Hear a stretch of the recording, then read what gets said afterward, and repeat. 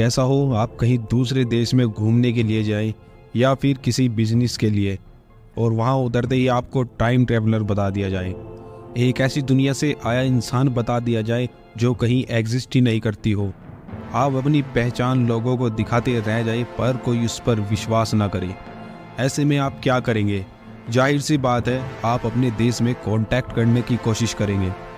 लेकिन जब आप अपने देश के बारे में बताएं और लोग कहें कि ऐसा कोई देश दुनिया में मौजूद ही नहीं है, तब आप क्या करेंगे? बहरहाल, आपको जानकर हैरानी होगी कि ऐसी ही एक घटना वाकई में हो चुकी है। आज से करीब 68 साल पहले जापान एयरपोर्ट पर उतरे एक अनजान इंसान की कहानी भी कुछ इसी तरह रहस्यमयी है। 1954 में टोक्यो के हेलिडा एयरपोर्ट पर एक यात्री उतरता है। लोगों से नॉर्मली बातें करता वो चेक काउंटर की ओर बढ़ता है। दूर से देखने में उस इंसान में किसी भी तरह का कोई बदलाव नहीं था। दूसरे यात्रियों को भी इस व्यक्ति पर कोई शक नहीं था।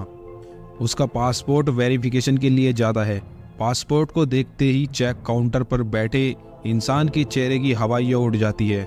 उस यात्री के पासपोर्ट पर टोरेड नाम के देश की स्टाम्प लगी होती है जहां से वह आया है।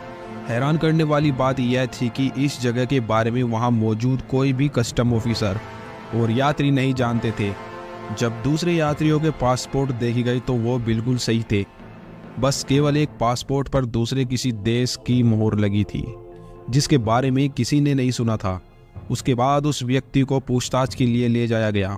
उससे उसकी जापान आने की वजह पूछी जाती है तो वो बताता है कि वह एक बिजनेस ट्रिप पर आया है। उसके मुताबिक उसका ये देश फ्रांस और स्पेन के मिडल में मौजूद है। पासपोर्ट पर लगी दूसरे देशों की मोहर सही थी। उस व्यक्ति के सभी कागजात वेरीफाइड थे। फिर गलत क्या था? गलत ये था जिस देश से वह आने की बात कर रहा है वो देश दुनिया में मौजूद ही नहीं है। पूछताछ को और आगे बढ़ाया गया। उससे उसकी कंपनी के बारे में पूछा गया जिसमें वह काम करता है। वो किसी प्राइवेट कंपनी का नाम लेता है। जब उस कंपनी से कांटेक्ट किया गया तो उस कंपनी में ऐसा कोई व्यक्ति काम नहीं करता था जिसकी वो बात कर रहा है। अब ये केस और उलझता जा रहा था। जिस कंपनी में ये मीटिंग के लिए आया था उस कंपनी का भी ये कहना था कि हमारे पास कोई ऐसा बिजनेस मैन नहीं आने वाला था।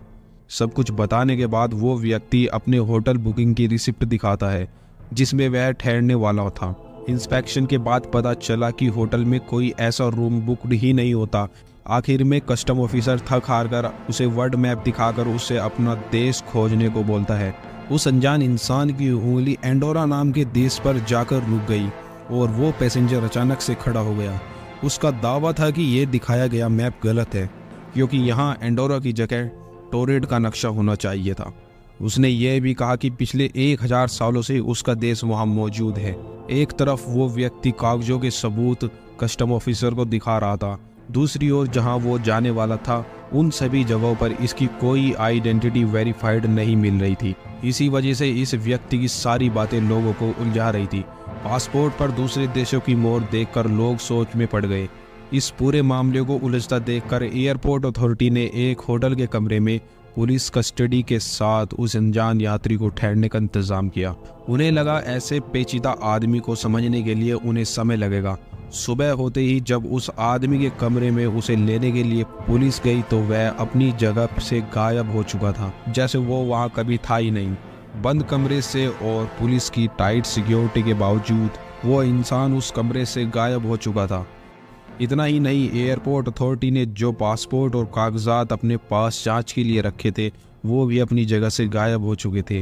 वो शख्स कौन था, कहां से आया था और ये टोरेड देश कहां है, ये सब उसी इंसान के साथ चला गया था। अब सिर्फ कुछ बाकी था तो केवल कुछ तस्वीरें। 68 साल बाद आज भी ये वाकया एक रहस्य बनकर रह गया है। कई रिपोर्ट्स का मानना है कि ये कोई टाइम ट्रेवलर था जो गलती से इस समय में आ गया था। बस अब जापान के लिए सवाल बहुत थे और जवाब देने वाला कोई नहीं, और ये कहानी केवल रहस्य बनकर रह गई।